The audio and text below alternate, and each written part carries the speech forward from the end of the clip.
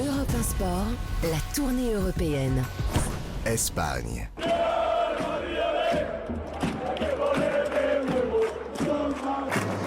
L'Espagne avec Juan José Dorado. Bonsoir Juan José. Buenas tardes Lionel, buenas tardes a todos. On est bien content de vous retrouver Juan José, voix officielle sur Europe 1 de Mauricio Pochettino. Je tiens quand même à le dire. Et félicitations, vraiment, parce que c'était top. Ouais, vraiment, bravo. Non, Juan José nous a accompagnés au camp des loges et elle a fait la trad. Vous l'avez entendu tout à l'heure, c'est la voix française de Mauricio Pochettino. Très bien. Vous avez un nouveau métier, mon cher Juan José, mais vous excellez néanmoins quand vous nous racontez ce qui se passe chez vous en Espagne, et notamment le Real. C'était attendu, mais ça y est, c'est officiel, le Real Madrid, nouveau titre de champion. Alors, il faut nous expliquer quand même aujourd'hui avec une équipe de remplaçants, entre guillemets, parce qu'il y a une autre échéance qui arrive très vite.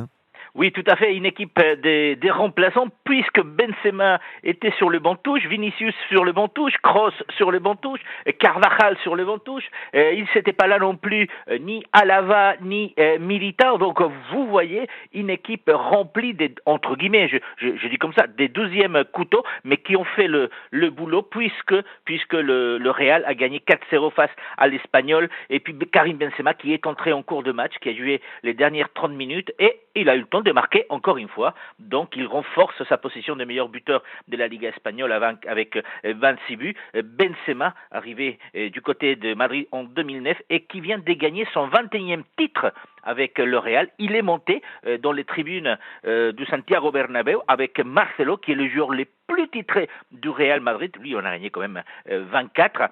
Et tous les deux, donc, ont soulevé cette Coupe de champion d'Espagne avec une équipe des remplaçants, toujours entre guillemets, parce que Ancelotti s'est posé la question, qui était celle de savoir, est-ce que je sors avec toute mon artillerie ou bien j'attends un peu pour effectivement préparer dans les meilleures conditions le match face à City de mercredi prochain. C'est l'option qui a été gardée par Ancelotti. Soit dit en passant, Ancelotti, donc, qui vient de gagner pour la 5e fois un championnat européen. C'est le seul, si mes souvenirs sont bons, avoir gagné en France, en Italie, en Espagne et en Allemagne. Donc vous voyez, grosse ambiance du côté du Santiago Bernabéu et les joueurs qui vont se retrouver du côté de la place des Cibeles pour fêter ce 35e titre de champion d'Espagne. Il y a eu une vraie célébration en plus sur la pelouse, les joueurs sont restés très longtemps sur le terrain avec le public, des selfies, des photos. C'est une célébration vraiment qui va aller dans les deux sens, Nabil. Des images presque incroyables si on se met à ce qu'on a vécu récemment du côté d'un autre club, d'une autre capitale, grande capitale européenne. Non, mais voilà, c'est la force de l'histoire, la force du club. On l'a vu aussi avec le Bayern. Le Bayern, pareil, éliminé de la Ligue des Champions, et on a vu des joueurs qui communient avec leurs supporters, alors que dans d'autres villes européennes, on a les joueurs dans le vestiaire et les supporters en dehors du stade. Bon, c'est un nouveau concept qui a été breveté. C'est pas l'exception culturelle française, c'est l'exception sportive. Cela dit, les supporters sont au Parc des Princes actuellement dans l'enceinte et font la fête avec les filles qui vont jouer demi-finale retour de Ligue des Champions. On va suivre ça d'ailleurs avec Anna Abgral sur l'antenne d'Europe 1.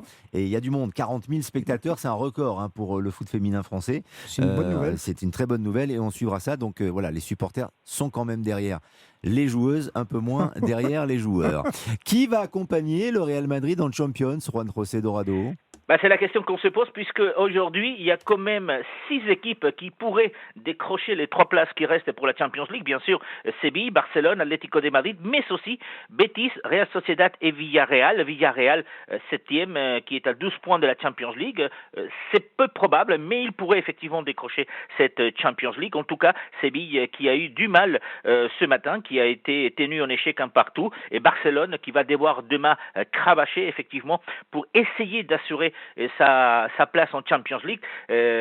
Si Barcelone ne réussit pas à avoir une place directe, c'est-à-dire terminer 12e, ils auraient du mal à expliquer cette méperformance de Barcelone cette saison.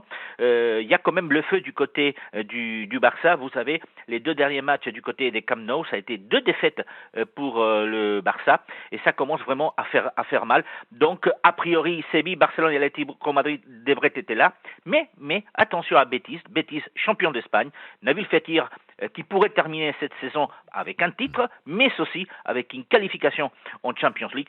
Ça serait magnifique pour les joueurs français. Absolument, le Betis qui a remporté remporter cette Coupe d'Espagne, en effet. Merci Juan José Dorado pour ces précisions, et on aura peut-être d'ailleurs, qui sait, hein, ce serait la grosse cote, 2 clubs espagnols en finale de la Ligue des Champions, parce que Villarreal peut éliminer Liverpool, même si c'est pas fait encore bien sûr, et le Real peut réussir la petite remontada contre le Manchester City. Salut Juan José, merci infiniment. On marque une pause.